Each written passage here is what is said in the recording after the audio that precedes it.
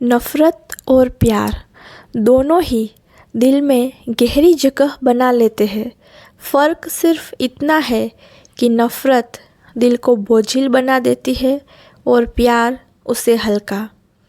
यह कहानी है दो परिवारों की पुरानी दुश्मनी और उन दो दिलों की जिन्होंने नफ़रत की दीवार तोड़कर प्यार का दरवाज़ा खोला। राजपुर गांव में दो परिवारों का नाम हर जुबान पर था, ठाकुर वीरेंद्र प्रताप सिंह और चौधरी देवकरण यादव। दोनों ही प्रभावशाली लेकिन उतने ही ज़िद्दी। सालों पहले ज़मीन के बंटवारे में हुआ झगड़ा खून तक पहुंच गया था। तब से दोनों परिवार एक दूसरे से नज़रें मिलाने तक से कतराते थे। गांव के बच्चे बड़े बूढ़ों से यही सुनते हुए बड़े हुए कि सिंह खानदान धोखेबाज है, यादव खानदान हमारा दुश्मन है। इस दुश्मनी के बीच पले थे आरव सिंह, वीरेंद्र प्रताप का बेटा। पढ़ाई में तेज़, स्वभाव से गंभीर, दिल में मानता था कि पुरानी नफ़रत नई जिंदगी का रास्ता नहीं रोक सकती। अनाया यादव देवकरण की बेटी, चंचल, निडर और ज़िद्दी। दिल से मानती थी कि रिश्ते नफ़रत से नहीं भरोसे से बनते हैं। दोनों ने बचपन से एक दूसरे का नाम तक ना सुना था बिना गुस्से के। गांव के वार्षिक सरस्वती पूजा मेले में भीड़ बहुत थी। झूले से उतरते वक्त अनाया का पैर फिसला और वह गिरने ही वाली थी कि एक मजबूत हाथ ने उसे थाम लिया। जब उसने ऊपर देखा, आरव था।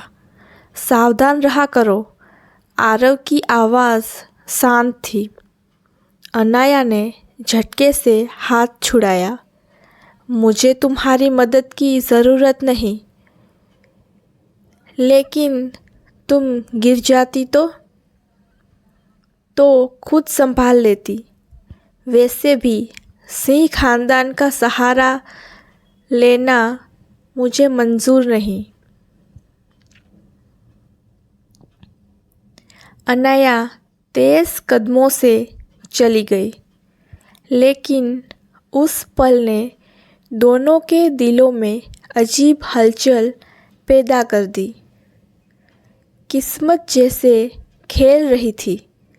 कॉलेज प्रोजेक्ट में दोनों को एक ही टीम में डाल दिया गया। शुरुआत में हर मुलाकात टकरार से भरी थी। तुम्हारी राय मेरे लिए मायने नहीं रखती, अनाया। अगर ऐसे ही सोचोगी तो काम अधूरा रह जाएगा, आरव। लेकिन धीरे धीरे बातचीत तकरार से दोस्ताना सवालों तक पहुंची। एक दिन लाइब्रेरी में, अनाया, तुम इतना चुप क्यों रहते हो? आरव, शायद इसलिए कि ज़्यादा बोलने वाले अक्सर गलत समझे जाते हैं। अनाया मुस्कुराई।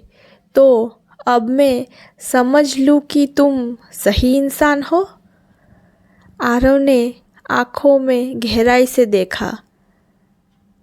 शायद दोनों के बीच अनकहा रिश्ता बन रहा था। एक शाम प्रोजेक्ट खत्म करने के बाद दोनों कॉलेज की छत पर बैठे थे। हवा ठंडी थी, सूरज डूब रहा था।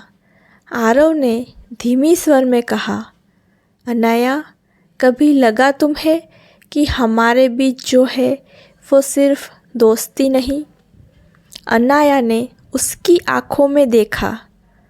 कुछ पल चुप रही, फिर बोली, लगा है, लेकिन डर भी है। हमारे परिवार, उनकी दुश्मनी। आरव ने उसका हाथ थामा। हमारा रिश्ता उस दुश्मनी से बड़ा है। अगर हम साथ खड़े हुए तो कोई हमें अलग नहीं कर सकता। उस रात पहली बार दोनों ने एक दूसरे को अपना लिया। गांव छोटा था, बातें छुपाना मुश्किल। एक दिन अनाया की सहेली ने चेताया, अगर ये बात घर वालों को पता चली तो हंगामा मच जाएगा। अनाया बेचैन हो गई। उसने आरव से कहा, हमें सावधान रहना होगा। आरव ने गहरी सांस ली। लेकिन सच कितने दिन छुपेगा? और वही हुआ।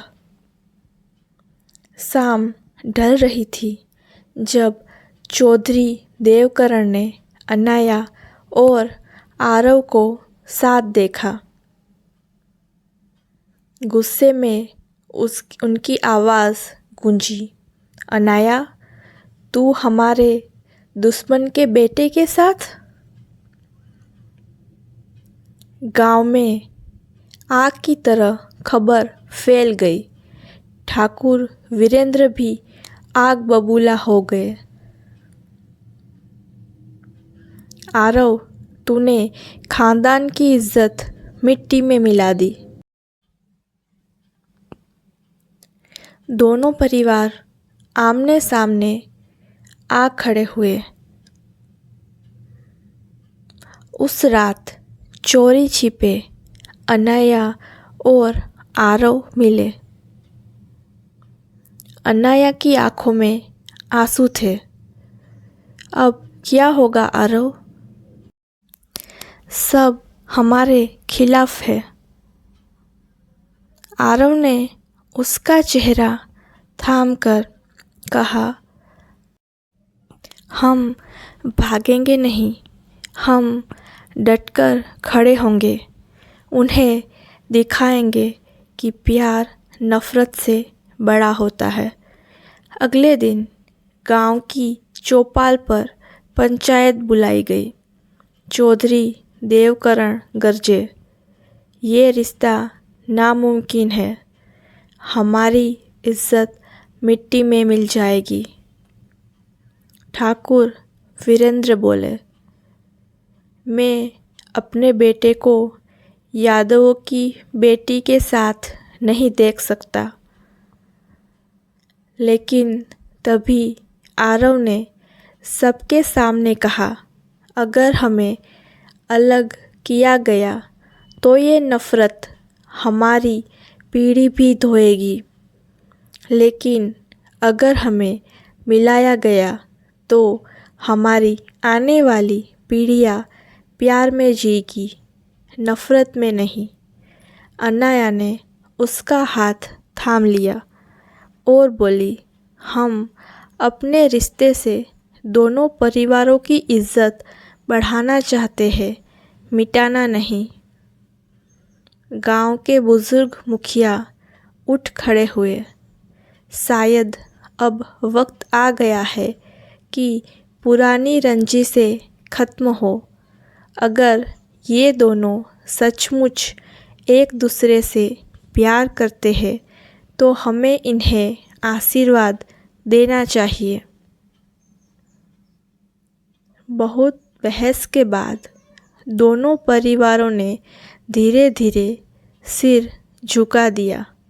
ठाकुर वीरेंद्र और चौधरी देवकरण पहली बार एक दूसरे की ओर देखे।